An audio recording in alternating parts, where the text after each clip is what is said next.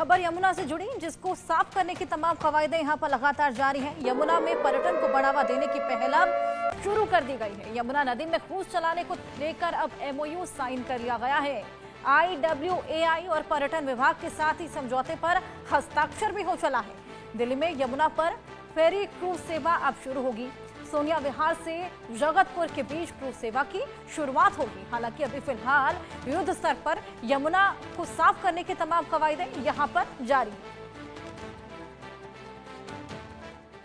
अलका माई, छतरपुर माई और हमारी झंडे वाला माई के आशीर्वाद, ये सब देवियां मुझे ऐसा लग रहा है कि आज यहाँ अवतरित हो गई हैं। ये सब लोग मिलके कह रही हैं कि वे यमुना जी को साफ करने का ये जो काम है, ये अब किसी भी हाल में रुकने वाला नहीं है। रोजाना इस पे काम होगा और एक बहुत बड़ी टीम जो इसकी वर्किंग में लगातार लगी हुई है। एक दिन और एक क्षण भी हम छोड़ नहीं रहे कि यमुना जी को साफ करते हुए हम बहुत जल्द दिल्ली की जनता को इस यमुना के किनारे बिठा करके वो भव्य यमुना आरती दिखाएं जो कि दुनिया देखेगी।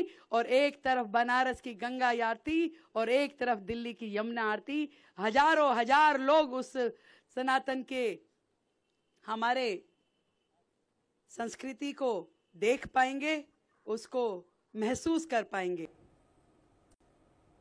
दिल्ली में बीजेपी सरकार आने के बाद से यमुना सफाई का काम युद्ध स्तर पर चल रहा है। लेकिन यमुना सफाई के काम में बड़ी चुनौती वो नाले हैं जहां से यमुना में गंदगी गिरती है। दिल्ली में ऐसे 18 से ज्यादा नाले हैं जो कि यमुना में गंदगी की सबसे बड़ी वजह है। लेकिन इन नालों को लेकर बीजेपी सरकार का प्लान क्या है, हमारे सहयोगी आदित्य ने एक रिपोर्ट इसको लेकर तैयार की है। आइए आपको दिखाएं। यमुना नदी को लेकर के लगातार इंडिया न्यूज मुहिम छेड़ा हुआ है। हम आपको उस स्थिति को दिखा रहे हैं जिस वजह से यमुना नदी खराब हो रही है। एक चीज़ मैं आपको आज खास दिखाना चाहता हूं कि जिस वजह से यमुना में सबसे ज़्यादा केमिकल वेस्ट आता है।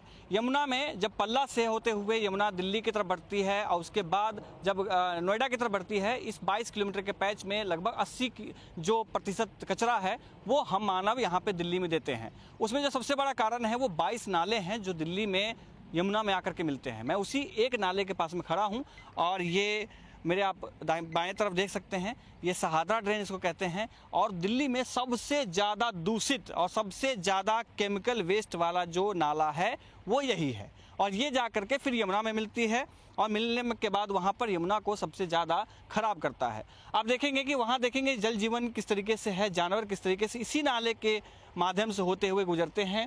और ये नाला अगर STP के माध्यम से होके गुजरता तो ये नाला बहुत ही साफ़ होता। लेकिन अभी मैं यहाँ मौजूद हूँ, मेरे कैमरा पर्सन अंकुश यहाँ मौजूद हैं, हमारे 2-4 गेस्ट यहाँ पे मौजूद हैं और वो सब इस बदबू को महसूस कर पा रहे होंगे कि किस तरीके से ये खतरनाक बदबू है। और अगर यहाँ पर आप खड़े होते हैं तो आपके नाक में किस तरीके का दुर्गंध जो है वो आता है, वो आप महसूस कर सकते हैं। पानी आप देख सकते हैं कितना काला है और ये यमुना के इकोसिस्टम को कितना ख़राब कर रहा होगा वो आप देख रहे होंगे। वहाँ देखेंगे कि जल जीवन पूरा जो है किस तरीके से है, लोग वहाँ बैठे हुए हैं किनारे घर बना करके, जानवर भी वहाँ पर हैं। और जो आपको ये पीला कलर का जो मिट्टी दिख रहा होगा, जो आपको 3 कलर यहाँ दिखाई देगा। एक तो जो मिट्टी पीली कलर की है वो आपको दिखाई दे रहा होगा, दूसरी तरफ खेत है जहाँ पर फसल उगाए जा रहे हैं, तीसरी तरफ ये आपको नाला जो काला दिखाई दे रहा है ये दिखाई दे रहा है।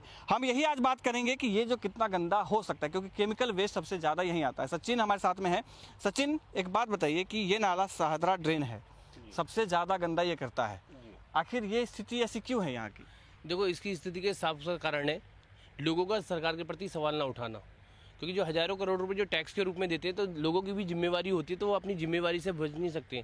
एक जागरूक नागरिक का कर्तव्य निभाना हर उस नागरिक की जिम्मेवारी है कि वो सवाल करे जो उनके पैसों का दुरुपयोग कहाँ हुआ है। मुख्यतः आप देख सकते हैं कि जो इसकी यही पानी है जो आगे जाकर नदी का BOD लेवल बढ़ा रहा है। क्योंकि यहाँ का जो इसका अगर माने तो वो 100 से ऊपर BOD लेवल है और यही थोड़ा सा आगे जाके जो नदी में मिलता है तो ये 64 BOD होता है। जबकि किसी भी नदी की मात्रा 3 mg से पर लीटर से अगर ऊपर हो जाती है तो खतरनाक होती है। वो नहाने योग्य का मतलब मैं दर्शकों को बता दूं कि बायोलॉजिकल ऑक्सीजन डिमांड, यानी कि जो इसमें बैक्टीरिया होते हैं वो बैक्टीरिया ऑक्सीजन को खत्म करते हैं। जितना ज़्यादा BOD यानी कि बायोलॉजिकल ऑक्सीजन डिमांड होगा, जितना ज़्यादा वो बैक्टीरिया होगा उतना ज़्यादा पानी में ऑक्सीजन कम होता है और जीवन उसमें उतना कम पनपने की आशंका होती है। यही वजह होता है। बिल्कुल सही बताया आदित्य भाई आपने, मगर आप देख सकते हैं ना इसका बीओडी लेवल इतना जितना ज़्यादा बढ़ा हुआ है तो डिजॉल्व ऑक्सीजन जो पानी में जो जलीय जीव होते हैं या फिर पानी की जो पावर होती है वो बिल्कुल नील है।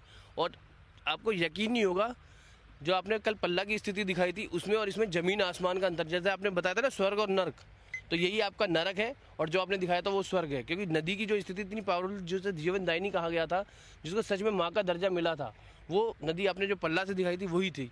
और छोटे से हस्तक्षेप के बाद, मानव के हस्तक्षेप के बाद, दिल्ली वासियों के हस्तक्षेप के बाद जो नदी जो हमें हरियाणा से इतनी अच्छी और बेहतर मिली थी, उसको जब हमें 3 mg से कम में हमें बीओडी मिला था, उसको हम 64 mg पर लीटर से ज़्यादा बीओडी दे रहे हैं।